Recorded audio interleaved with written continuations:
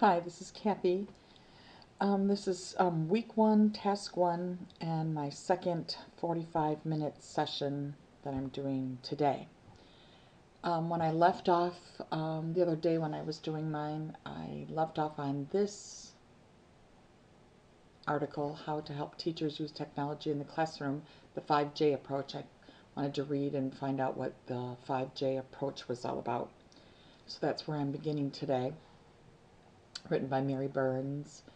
Um, It says recent reports point to teachers' continuing difficulties integrating technology into classroom learning, despite access to technology and despite the fact that the novice teachers are entering the classroom with far more advanced technology skills than their counterparts. Only 39% of teachers report moderate or frequent use. As I had said in my other video, I'm one of those people. I just graduated in 2007 and I did not get a lot of training on how to integrate technology into the classroom.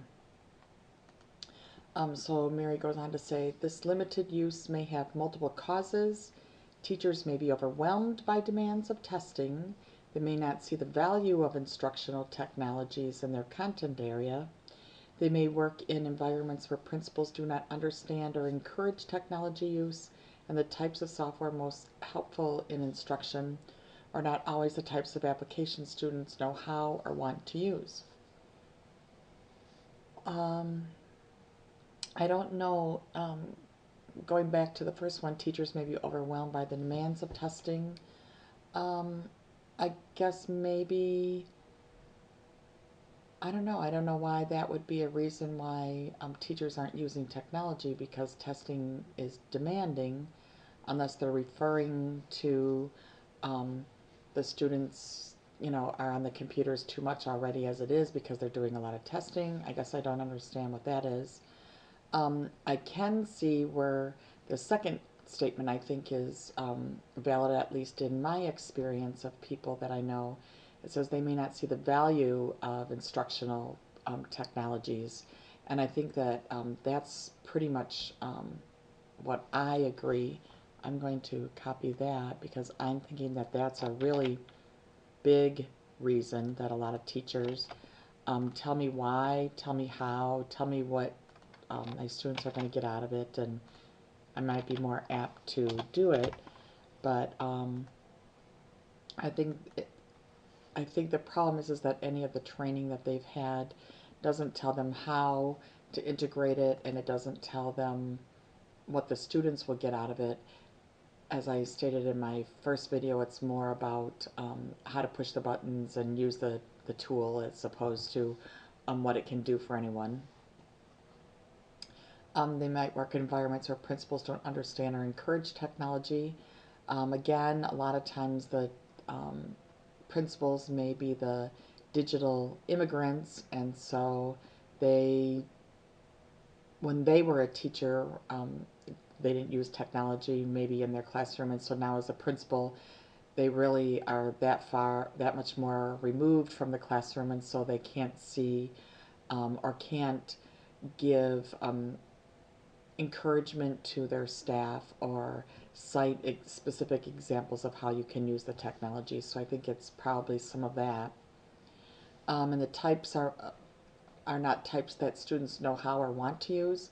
Um, I don't think that that's a valid point, because if they don't know how to use it, that's fine. That's what school is all about, learning new things. Want to use, well, a lot of times our students don't want to do a lot of the things that we ask them to do, but if we can engage them and get them interested by using the technology, because the technology is just a tool, then I think that we can get buy-in. But one cause of this difficulty seems to be the types of technology-related professional development teachers receive, though technology training is one of the most common types of professional development for teachers, with 60% of teachers reporting some sort of technology-related professional development in the past year. Only 43% rate it useful or very useful. I'm trying to think in the last year if we had any professional development on computers, and we didn't have any in the this school year. We didn't have any over the summer. Last year, I think that we had the person from um, Promethean Planet come out, but I think we had, it was a meeting after school one day, half hour, and mainly it was, how do I do this? And all he really did was showed us, where do you find menus? What do you do if you lose the toolbar? That kind of stuff. So in the past 2 years, we've had a half hour, and it was only a how-to type of thing. Many teachers report that the instruction they receive in technology integration, whether online or face-to-face, is still too focused on learning how to use the software versus integrating it into the teaching and learning process. And that's exactly what my experience has been. Teachers do use technology for administration, personal productivity, and displaying content, but not so much as a student learning tool. Why? After 25 years of incorporating technology in the learning space, we still may not have figured out how to do technology-related professional development, and that helps teachers use computers as part of their instructional process. After 25 years of having computers in schools, wow, we've had computers in schools for 25 years? I'm surprised. We still lack an approach that ensures teachers truly understand the benefits and appropriate uses of computers for instruction, and that teachers actually use technology as part of teaching and learning. Again, sometimes they know and they still don't use it. So back to the drawing board, the 5Js. In the 1990s, the Austin-based educational organization SEDL developed a technology professional development framework called the 5Js. The 5Js, which I will explain in further detail in this article, are job-related, just enough, just in time, just in case, and just try it. And all of my training, I didn't learn anything about that. So if it came out in the 1990s, by the middle of the 2000s, it wasn't something, at least here in my teacher program, that they even talked about. The approach was used successfully with 150 teachers in 5 states to help them integrate technology into instruction and assessment. Almost all these teachers were successful in this endeavor. The number of teachers who moved from low constructivist to high constructivist use tripled after 2 years. Wow, that's pretty good. I would think that a 2-year program wouldn't be that bad.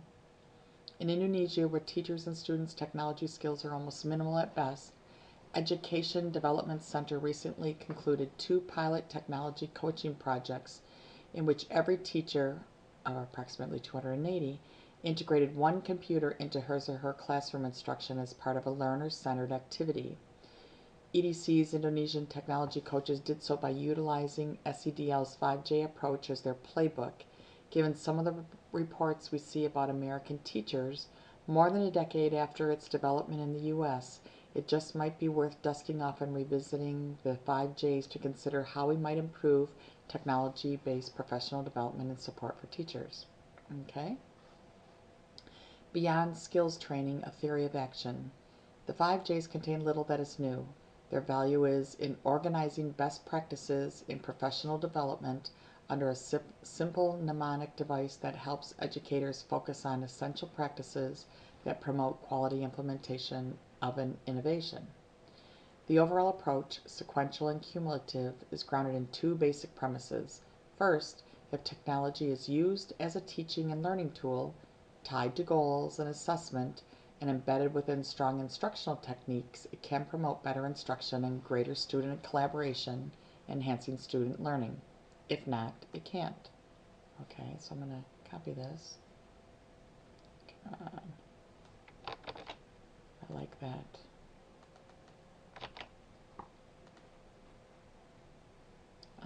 And this was, EMAG. Okay, so I like that. The overall approach is grounded in 2. First, okay, so let's see. Second, professional development can promote quality technology integration and learning by minimizing the importance of computers within professional development and concentrating instead on the core areas of teaching: content curriculum, instruction, assessment, and classroom management. So I'm wondering if the minimizing means that it's not, that it's only a tool, that it's not the learning and teaching and curriculum itself. I'm going to copy this. I'm thinking that that's probably what is meant, but we'll see as we go along. Okay, so according to the 5Js, technology-related teacher professional development should be job-related, focused on the core competencies of the classroom, not technology. Agreed. Teachers need training on how to use a tool, but that shouldn't be the focal point of the professional development. Just enough, emphasizing increased comfort, not proficiency, with computers and management of limited technology resources. I don't know about that. You know, teaching someone to be proficient in something I think is worthwhile. I guess maybe the difference would be what would be the length of time it would take to go from comfort to proficiency, and it probably depends on each teacher. So, so I guess maybe it's just so that you can use it, not that you're a whiz at it. So I guess I can understand that. Just in time, meaning teachers are just in time, meaning teacher is provided with skills as and when needed.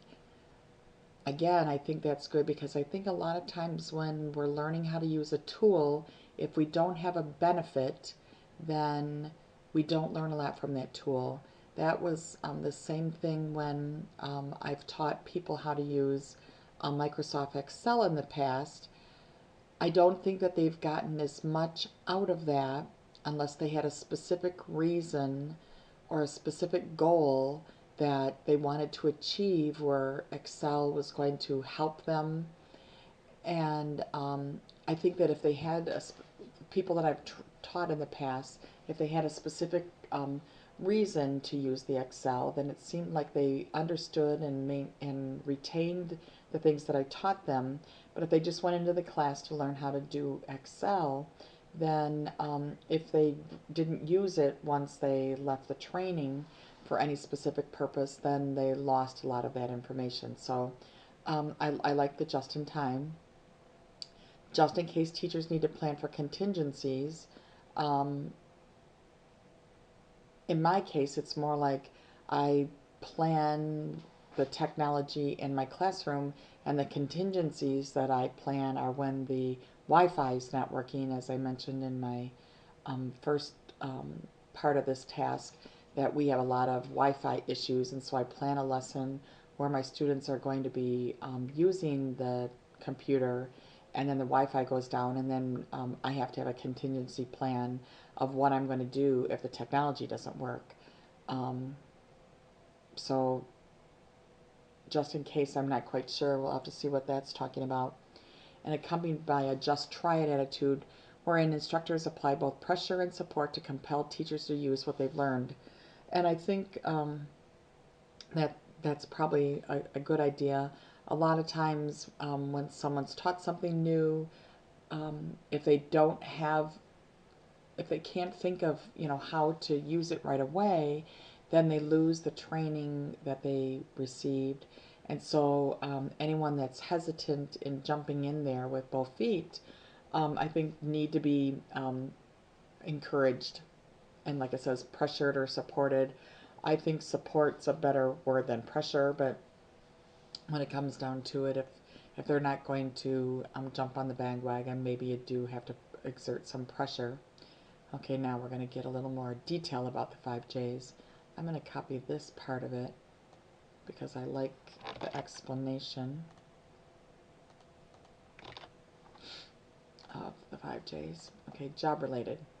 The teacher's primary role is to help students understand particular subject matter. Everything else is secondary.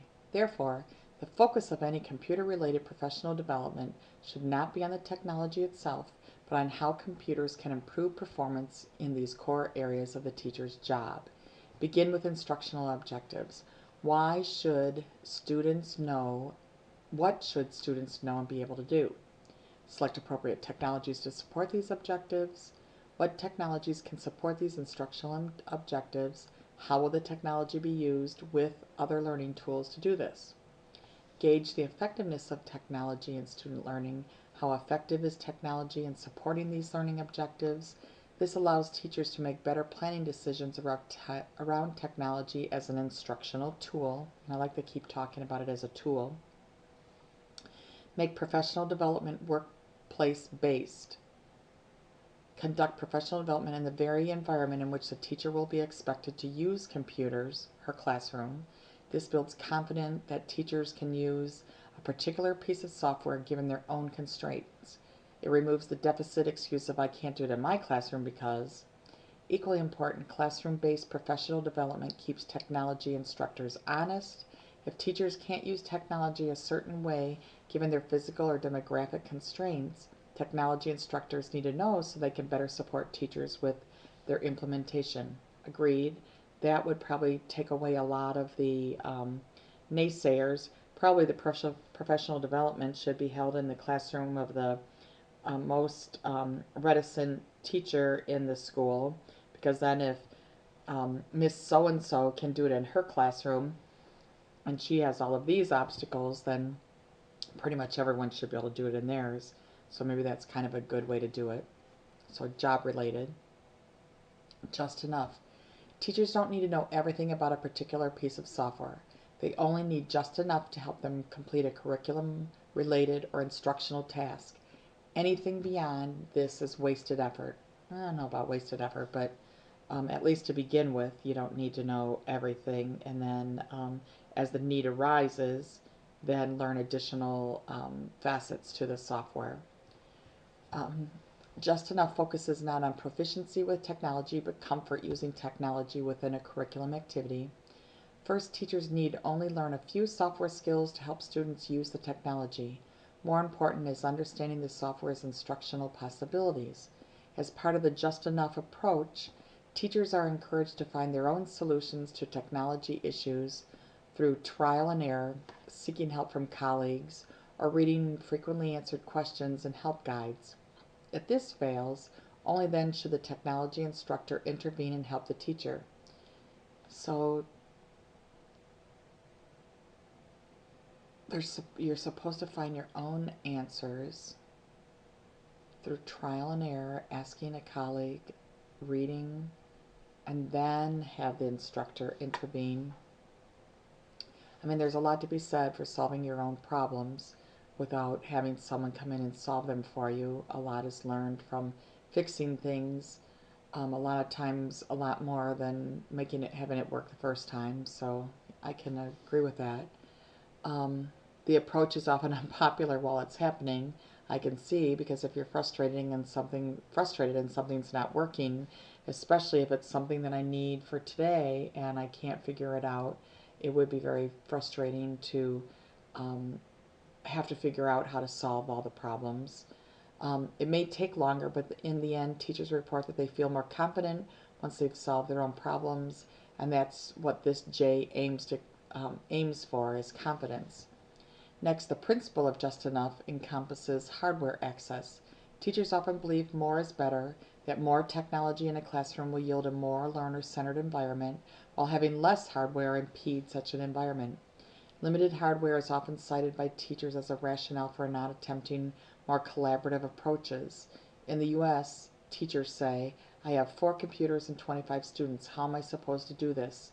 In Indonesia, teachers say, I have 1 computer and 60 students. How am I supposed to do this? In my classroom, I have 11 computers and 17 students, and the way that I do it is like a rotational center-based approach, where I'm working one-on-one with students while others are working in small groups, and then I have some on computers, so we're not all doing the same thing at the same time. That way, no instructional time is being wasted. I don't have everyone sitting on a computer and I'm just kind of standing around, wandering around. I'm working one-on-one with students while others are on the computer. In the morning, I always start out with a couple students on the computer every single day. That's how we start out our morning, and that's on a rotational basis. And while everyone's doing other tasks. So I don't think that you necessarily have to have a one-on-one. The only time that it would be good um, is like when I'm teaching something and I want them all to go in and do something at the same time. If it's part of what I'm teaching them, go in and look up this or go to this website or whatever. But still, I can pair up my students and have them work with a partner. And again, they learn better with each other. And then that way, then if they have an issue, there's two of them trying to resolve it or figure out what they're supposed to do. And then that frees me up. Instead of walking around doing a troubleshooting, I'm doing more higher level type things. So I have not found that having a ratio of not 1-to-1 computer student has greatly affected me personally. Maybe it does when the students get higher, but at least second and fourth grade, the two grades that I've taught the last few years, I have not had a problem with having a limited amount of computers. The just enough principles say whatever the in-class ratio of learners to computers is, it must be the same in the professional development sessions. The sessions then focus on activities that emphasize collaboration and sharing of resources. Teachers cannot and should not be trained in an environment that is richer with technology than what's in their schools. This strategy demonstrates to teachers that scarcity of resources can actually breed rather than impede collaboration, and that innovation does not always depend on resources. Okay, just in time. The third J is a truism in the field of professional development. Professional development should support teachers' learning just in time when they are ready to both learn and apply what they've learned with students. The just-in-time approach has three main corollaries. Differentiated professional development. Teachers, like students, have different learning needs and preferences. A just-in-time approach attempts to differentiate the instruction and support teachers receive so they can tailor instruction to particular students. In-class support. As a teacher plans to pilot her new instructional activity with students, the coach should provide just-in-time support, whether it's observation and feedback, support as an assistant, or support as a co-teacher. This just-in-time and classroom-based support is most useful before and as the teacher does his activity. Reduce latency. Latency is often a major issue in professional development. Too much time elapses between the teacher learning and implementation of learning. By providing professional development close to the point of classroom implementation, this lag time and loss of learning is reduced. And that's one of the issues we are having in my school. We're having our professional development in June and August, and the professional development we have in June is great. The problem is that we're not going to then use it until September, and just like this article says, if you don't use it right away, then you start losing the information that you've learned. So teachers are students also when we go to professional development, and so we can't have at 2 months in between the training and when we're actually going to use them to have it really be effective. Just in case. The Indonesian teachers my organization has worked with have many fears about computers. What if they break down? What if the student breaks them? What if students cannot use or easily learn the software in question? Particularly if the teacher also feels uncomfortable with the software. How can the teacher use one computer or two computers with 50 students? These concerns reflect larger fears about control that are not unique to teachers in one country or continent.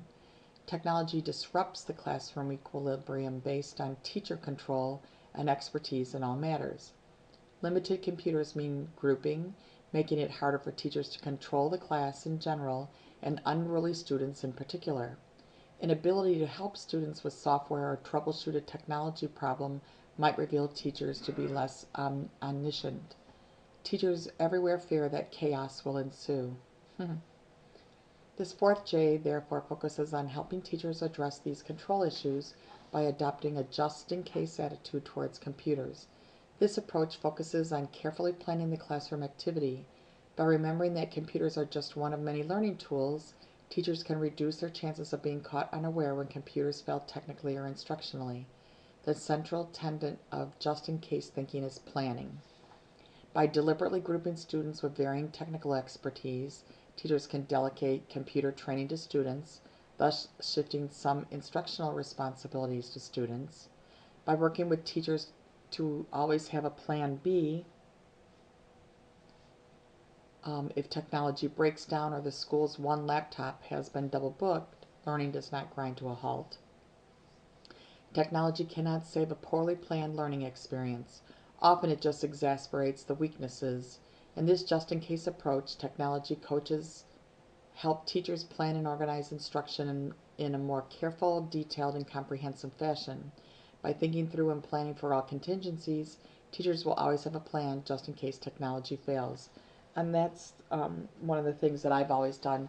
I never plan a lesson that's going to include technology that I don't have a plan B for if the technology doesn't work. I always have a plan B ready, and sometimes it's wasted paper, but I want to not have the learning shut down or the learning experience not happen just because one of the tools doesn't work. So just like with anything that you do in the classroom, like a science experiment or whatever, you always have. I feel that you always have to have some kind of contingency plan because things sometimes don't work. I mean, pencils break, so you have a sharpener or you have extra ones. There's something. Um, Murphy's Law tells us that things are going to go wrong, and so you have to think about what are the things that could go wrong and have something in place so that if they do go wrong, all you have to do is just switch to your plan B and it'll be seamless and the learning won't be jeopardized. Just try it. Central to change is action, and this is where professional development often breaks down. Just try it is the most important J principle of them all. Without application in the classroom, professional development is a waste of time, money, and effort. Although it's changing, most professional development programs don't monitor or track teacher implementation of the knowledge and skills they've learned. This is particularly true for online professional development.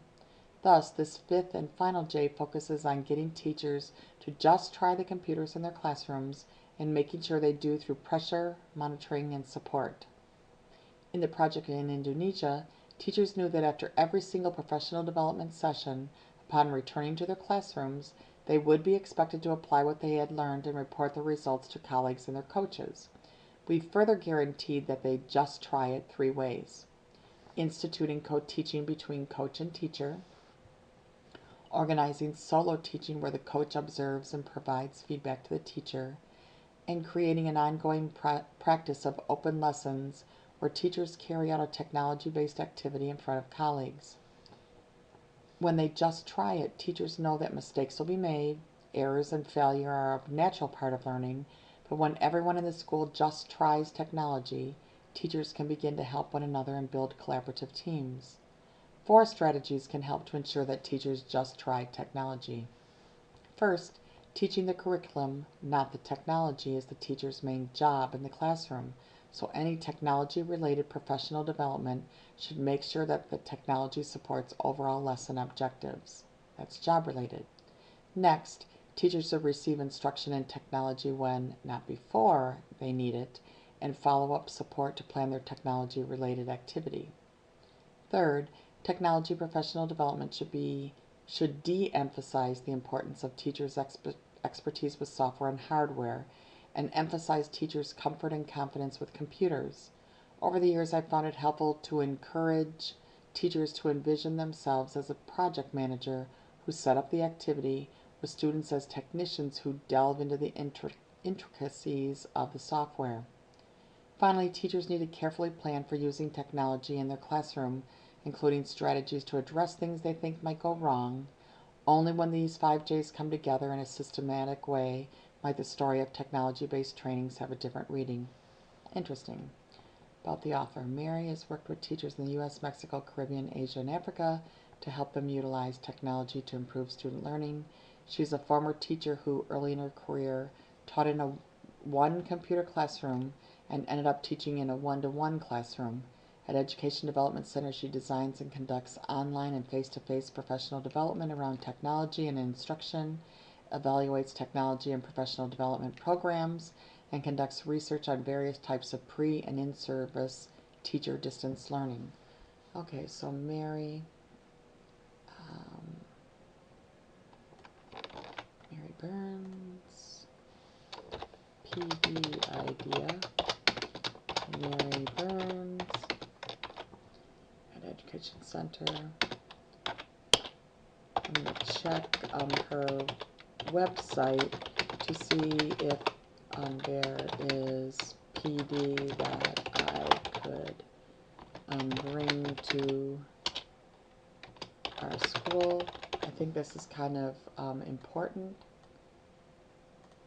because maybe she has something. She sounds pretty good. She's helped a lot of different people, so okay, so I'm done with that. All right, tech-savvy teachers who don't use technology in the classroom. That's kind of interesting. Why is that? Full text. Open. Most teacher education programs now have some form of technology programs to meet the requirements of the NETS.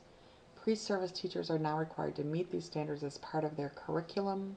As a result, these candidates are much more proficient and prepared to integrate technology in their teaching than pre-service teachers in the past. This leads us to believe that recently graduated teachers who meet the technology standards will use technology to enhance teaching and learning. However, is there really evidence to support this belief? Oh, so this isn't going to tell me. Just abstract. Okay, I'm not going to go into that. Let me go on to my next page. I would use technology or more technology in the classroom if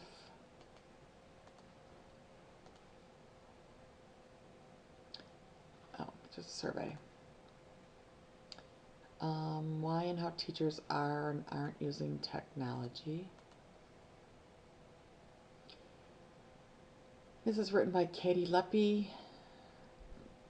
We often talk about iPads in K-12 classrooms, the availability of information on the web for college students to access, and a host of other similar topics in too many categories to mention, but we don't often broach the topic of technology in early childhood education classrooms. While we've seen some statistics on kids and technology usage, that information doesn't usually fall into the classroom usage category. So we're interested to see this handy infographic which looks at the technologies early childhood teachers and administrators use or don't use in their classrooms, including how often they're used, what tech is used, and why they're used. Keep reading to learn more. So is this the handy infographic? Okay, come back. Took me nowhere. Technology in the early childhood classroom. 93% of teachers use a desktop or a laptop computer. 43% use tablets. 52 report that their students use technology 5 days per week in the classroom. Teachers report using mostly a blended method of teacher-guided and student-guided activities using technology. And for those not using technology, funding was the major concern, followed by teachers reporting that their program did not allow them to use technology with the students. So they had 5 big questions. We wanted to answer the 5 big questions of early childhood technology use: who, what, where, when, why, how. And then we wanted to find out about the educators who are not using technology. So we launched the Early Childhood Technology Today survey series. 500 teachers and administrators took the surveys. What types of interactive tech do teachers use? Interactive whiteboards, wow, half. Tablets and iPads, 34%. Handheld devices, 34%. 5% use multi-touch tables and services. Oh, that'd be kind of cool. I haven't seen one of those. When 52% use it 5 days a week, 8% less than a day. Over half of the teachers and administrators said children use technology 5 days a week in their classroom. Very few teachers said children use technology less than once a week. How? How do they use technology in the classroom? We asked teachers to consider a typical week in their classroom and describe how a child uses technology. 35%, a balance of half teacher-directed and half child-initiated learning activities. 28% reported mostly child-initiated with some time for teacher-directed learning. And 23% said mostly teacher-directed activities with some time for child-initiated. I kind of fall more into that 23% range. Less than 10% of teachers said they use technology only for teacher-controlled activities, and less than 10% said they use it only for child. Okay, so why? 80% of teachers and 69% of administrators say they use it because children enjoy it. 60% of teachers and 54% of administrators to support dual language learners. 54% of teachers and 48% of administrators, technology helps children meet the goals. And 65% of teachers and 69% of administrators to support children who have special needs. So it looks like a lot of them are using it for ELL and special needs. Okay, why not? What about those who are not using technology? 57 administrators reported using no interactive technologies in their program, and 81 teachers reported using no interactive technologies. Said funding was a major concern. Our program has insufficient budget to purchase these technologies. 61% of teachers and 56% of administrators. Teachers and administrators had other concerns as well. Our program philosophy prohibits use of technology with children. Wow, it seems weird in this day and age that they would prohibit that. Our school does not allow students to use cell phones, although they're changing that a little bit in the middle school, but for elementary, pretty much we don't have them get their phones out. But other technology they can use computers and they can use iPads if they're available and those types of things, use the whiteboard, use the data capture. So I'm really surprised that they would have a school that prohibits the use of technology with their children. The parents don't want us to use technology. Wow, what parents would say, don't use technology, don't teach my child. And I do not see any value added by technology. So fortunately that's a small amount, 4% and 6%, 4% of teachers and 6% of administrators. But still that's kind of alarming that, even it's that much. So you can go to a website to look more at the survey. I'm not going to do that. Integrating learning technology into classrooms, the importance, education world. I like education world. I'm going to see what they say. This is encouraging teacher technology use. Technology use in classroom instruction can vary greatly from school to school. We asked the Education World Tech team how their schools encourage or discourage staff technology use. Included tips for encouraging. Okay. Some teachers, experts say, still are reluctant to use technology, mostly because of a lack of time, a lack of resources, or a lack of confidence in their ability. It appears that technology use varies greatly from school to school. In some schools, technology use among teachers nears 100%. In other schools, it is virtually non-existent. We wondered, therefore, what those schools with high technology use are doing to encourage their teachers to use technology for instruction and for classroom and task management. To find out, we went to our experts, the members of the Education World Tech team. We asked the following questions. Are teachers at your school expected to meet certain levels of technology proficiency? Not in ours. What kind of resources do your tech specialists provide? We don't have tech specialists. What kind of equipment and training are available to the teachers? We don't have training, but the teachers, we all have a laptop, we all have a Promethean board, we all have a document camera, we all have some netbooks in our classroom. No one has enough for their entire class. A lot of us, though, have enough for half of our class. We have a Wi-Fi network, unstable one, but we have Wi-Fi. We also have a computer lab, but that's in use most of the day, so it would have to be for something special to plan to go up and take your whole class up there to use the computer lab. And that's what we have in our class, in our school.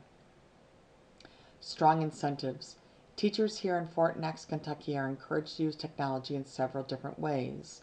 First of all, each staff member, including cafeteria, teaching, custodians, and so on, has his or her own email address, receive a daily email news bulletin that includes important information, and all staff members are expected to read it every morning. We have telephones in each classroom, but most of our communication now is conducted through email. A major benefit is that we have been able to almost eliminate interruptions from the intercom system. Okay, but that's not student focused. Our school server provides another incentive for teachers to use technology. Each class has a folder on the server, and each class folder includes individual folders for students. Any work done in the lab or in the classroom can be saved to those folders, which makes it easy for students to access their work from most places in the school. Teachers can download templates, clip art, hot lists, and so on for easy and safe access. So it'd be neat to have a network. We don't have a network in our school. Our teachers also use special software to maintain student information. Teachers have received training in both programs, and our progress report program also is done by computer, but that's just grading. Each school and district has a website maintained by the school's educational technologist. Teachers email to the EdTech site information they want posted, what makes it easy to copy and paste the information into front page. Parents also frequently access the site for breakfast and lunch menus, special events, and so on. Thinking that probably the better thing would be to have them update their own pages instead of someone else doing it. Then that way they're going to get more out of it. The students at Pierce Primary, where I teach, are currently using Accelerated Reader to teach reading comprehension. Teachers use the report component of that program to track student progress. I've been in a school where we used the Accelerated Reader, and that was nice. We also purchased Kidspiration and Inspiration for our building, and teachers are learning to use those programs. Those are cool. I've used those before. Finally, each teacher in our building has completed a technology needs assessment, which is used to develop a plan for personal growth. Each teacher also maintains a technology portfolio and uses it to organize their websites, show evidence of technology activities in the classroom, and store training handouts and so on. I think that's important, having a technology portfolio. I like that idea. I think I might suggest that we do something like that. It would be one way to find out whether the teachers are really using it. I'm going to bookmark this so I know where I got that from. But having a technology portfolio, I think, is cool. Personally, I have one because of school, but I think it'd be cool to have one at school. The different support that they get, making it easy. The most important thing is to encourage teachers to use it. Each school, a technology resource teacher to work directly. So we don't have anyone that can help us. We have someone that's our computer teacher, but he's not very good at helping us when we have issues. I guess it's more importantly, he's not real interested in helping us, so we really don't have someone in our school. A little encouragement is not enough. You know, you can't just have a little bit of encouragement. Lack of resources, a good start pays off. And the same thing if you started out the beginning of the year, but again, a good start's not good enough. This has a lot of information in here, and I'm going to bookmark this because I'm probably going to want to go back and look at it. But tips for encouraging teacher: get support from the top. Make sure you're pushing the district vision and not your own personal agenda. That would be helpful. Principals need to use technology and support their teachers with extra staff development if necessary. Expect bumps. Some things you expect to be a huge success at getting teachers hooked end up flopping. Provide some incentives. Everyone likes to have something sometimes. I mean, you can have little competitions or whatever, goals for people to make and have celebrations. Show them how it's going to save time, and I think that would be a great thing. A lot of people don't realize how much time they can save by doing things on the computer and or having students do things on there. It captures the stuff for the students. It can grade things for you, so you don't have to do the grading. Some of the software can interact with your grading software that you have, so that you can upload the grades right in there. So then that makes it real easy for the teacher. There's just so many time efficient things that you can use the computer for that I think teachers just need to know what all the different things are, how they can save time. It says if the savings won't be apparent for a year, be honest about that. That's true. Putting assignments into a gradebook program is extra work, but if those assignments can be saved and used next year, it'll be a time saver. And remember, most teachers are very busy. They're always juggling many tasks. Try to make things as easy as possible and provide them with the time to learn the technology before expecting them to use it. And I think that's one of the things that we have, is that we're given something new and then we're just told to go use it. And usually they tell us, okay, like next week we want to come in and see you using it. And people that aren't real tech savvy, they're going to feel intimidated and they're not going to like it. If you force it on someone and do something like that, you're probably not going to see that great of success. They'll probably do it for the one thing, but then they may not ever use it again. So I don't think that forcing someone into doing this stuff is the greatest idea, but that's just my personal opinion. But I'm going to bookmark this page because I liked this article. And I probably will go back and read it again. I like the thing from Education World. But it's time for me to end my second 45 minutes. And so I am going to save this. And this is the end of my second 45-minute video. Thank you.